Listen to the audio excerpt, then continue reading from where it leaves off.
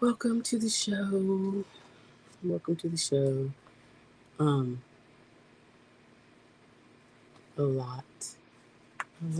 a lot, a lot.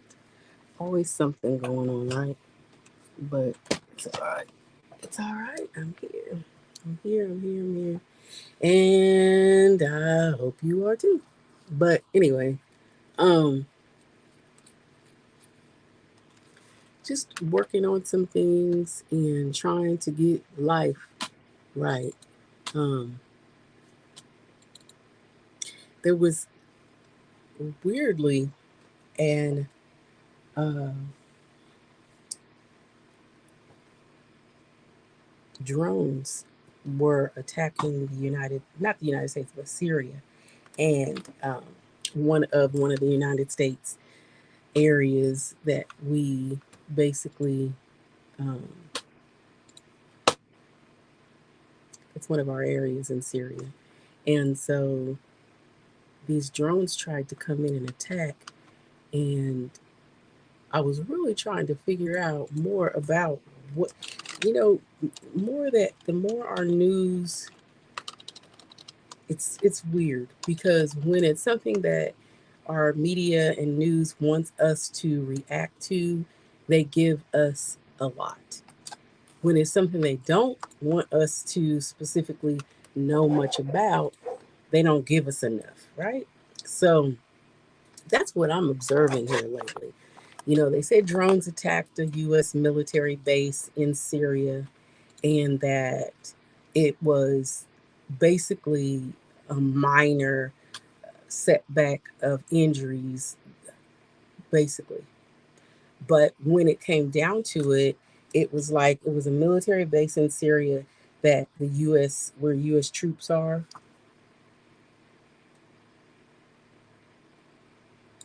The devil is really messing with me, okay? And I know who that devil is, just in case they think I don't know. But it's funny because karma is a mud sucker. So keep messing with others and you'll get yours.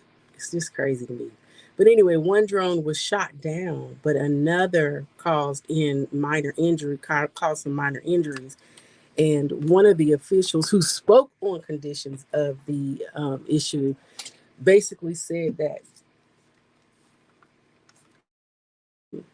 the attacks they're similar to drone strikes over the past few days. So obviously there's a lot going on, and that was an explosion was at a Gaza hospital and it killed hundreds of people. Just craziness. It's just people.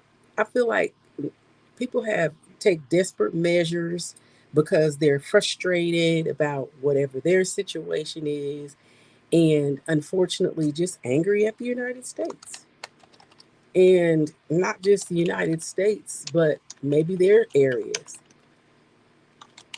maybe their country, what's going on in their areas.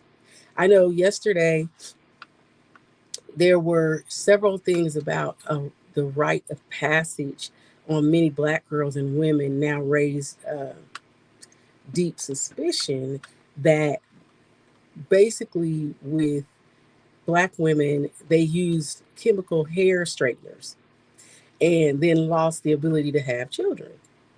So now there's this concept of, okay, from the time she got married to applying this relaxer or having a child or whatever, the dream was stolen from her because she'd used relaxers and she was diagnosed with cancer at just the age of 42. So it's very devastating. I'm just kind of off the cuff with a couple of things because there's just so much going on. And then there's a lot of information being told and a lot of information that we don't get told. So it's really, really amazing from one extreme to the other, where we have not just racism, but issues, but we're in different countries. I mean, I feel like sometimes that our country can be seen as somewhat of a bully because they're going to get what they want no matter what they have to do. And a lot of times it can be certain things that are being done to make sure that these things are being um, taking effect. It's ridiculous. It's like so many concepts, but these studies associated relaxers with high cancer risk. And I know like a lot of us have stopped really using relaxers and started really doing more natural with our hair, and that's fine, whatever you choose to do. I can't say if it has or hasn't caused cancer. I pray that it hasn't. Um, but, you know, if cancer is something that can be caused by several different things, then who's to say that this particular person or that particular person couldn't get it from something other than the suspected chemical or products? So I don't know what's going on with that. You know, I pray that it isn't. I do know that it's a lot of the hair care products and beauty industry that jump on a lot of these types of issues and become supporters of different people, women issues. So that's really cool. Um, Another thing in our American news, Biden is arguing for American support of Israel and Ukrainian Oval Office address. And I get that a lot of times, you know, when it comes down to some of these things, he aims to explain to Americans how the two foreign countries connect to our lives here. And it's hard sometimes to really understand that. It just seems like sometimes the United States is always getting involved in something that we don't need to be involved in. But at the same time, I'm not the most political person. So I can't really sit here and tell you that I'm definitively correct and right about what is being said, what is being done. I just feel like there's just a lot of controversy when it comes down to it because we have so many things going on in our country. And it's like, why aren't we trying to rectify those things opposed to being out in other areas where we're trying to fix things there or gain things there or whatever? I don't know. $60 billion in aid to the Ukraine. Okay.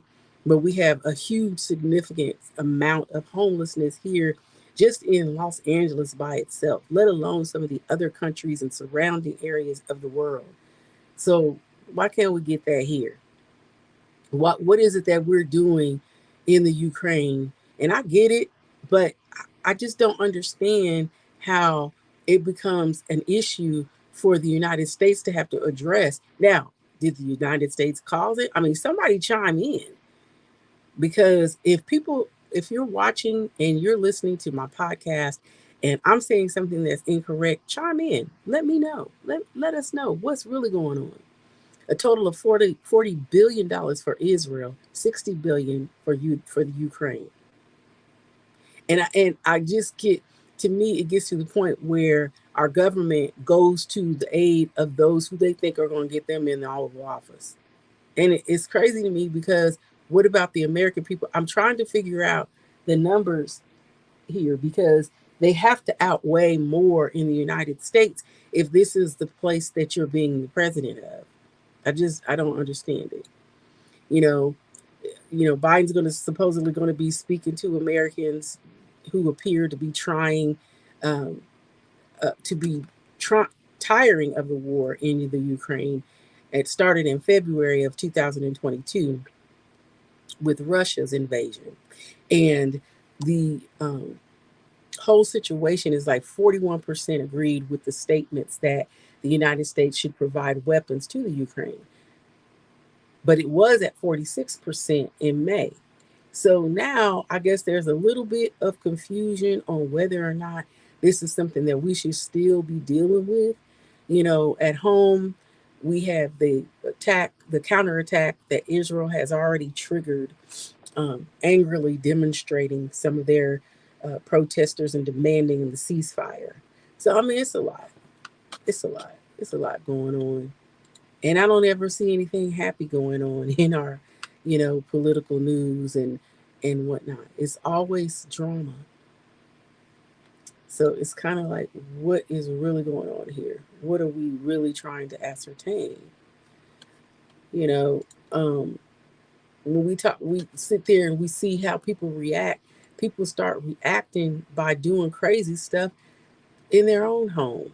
You know, that Florida man, who was found guilty of murdering his wife after she refused to go on home, go to go on home renovation on a home renovation TV show. Like he was really that pissed off, you know.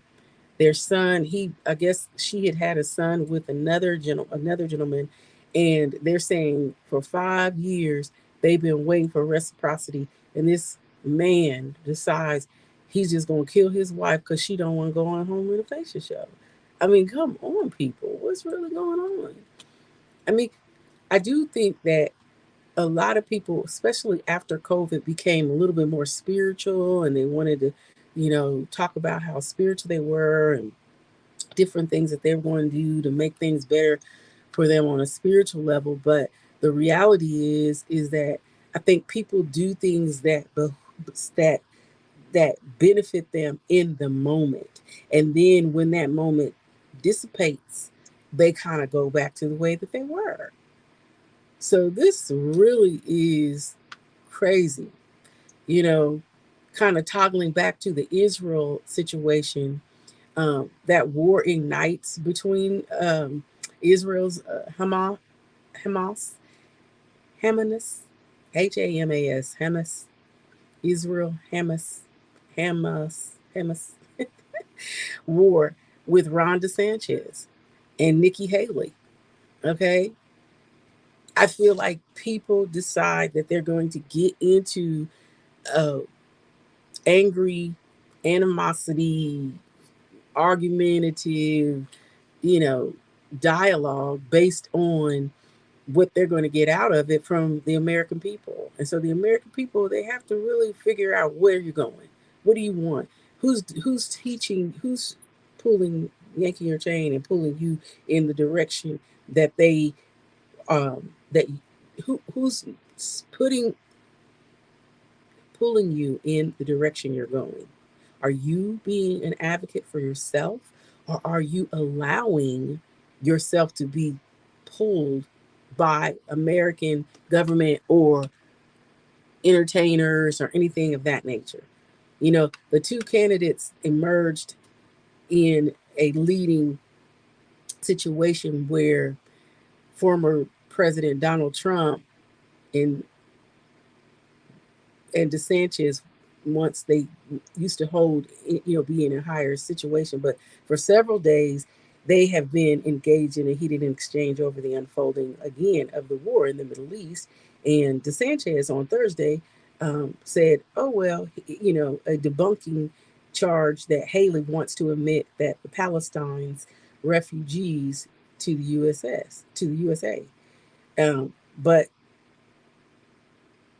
it's not, is it noteworthy or is it noteworthy less or more for that fact that the race has to do with Trump? Is he still a dominant figure according to the Republican strategists? um, with they're not really saying that he is with their affiliate group, but who knows? This is just much more monument uh, a momentum actually that is around pointing up and whose arrow is pointing down. It's like who's winning, who's losing. It almost gets to a point where it's so much rhetoric that you don't even know what to believe. DeSantis had more resources, but Nikki Haley has something that they say you can't really buy. And that is that, you know, she really has momentum, and that comes off of the GOP based in Texas. That she's, her rise in the polls, and she has some candidate fundraisings and things like that. She's collected over $5 million and whatnot in the quarter of the year. So DeSantis has, outraised Haley, true, but his trajectory is in is the opposite direction. It's going the opposite direction of hers. He has like $20.1 million in the second quarter and 11.1 million in the third. But it's maybe it's a financial front. We'll see. But Is it really a situation where a woman can win in the presidential elections and debates? Who knows? You know, we have a newly appointed senator here in California, Laponza Butler, and she says she won't run to keep the seat in 2024. She's appointed by Governor Gavin um, after following the death of Senator Dianne Feinstein. So basically, Butler, the first openly LGBTQ person to represent California in the chamber, was appointed by the Democrat governor Newsom. So there's a lot going on in our country. But like I said, Feinstein's death last month, she was 90 years old, Jesus. Bless her soul. She was sworn in on October the 3rd. Laponza Butler sworn in into the Senate, filling the seat of the late Senator Feinstein. And, her decision was first reported by the New York Times. So Butler, who's the third Black woman to serve in the Senate, um, says she'll finish the remainder of Feinstein's term, and that ends in January 2025, and use all of her energy and efforts that she has to represent right. And I don't know why it's necessary to bring up that somebody's LGBTQ. I mean, I guess maybe because it's a representation of the community, but at the same time, you know, is it an introduction to later create some situations? Because nobody says, oh, Bob Jones, the first heterosexual, like, why announce that? That's her personal business. But anyway, good for her. Butler led Emily's list at a group focused on electing Democratic women who support abortion rights since 2021. And she said that she that it's a surprise to many because traditionally we don't see those who have power let it go. But it may not be the decision that people expected, but it's the right one for her. So again, it's really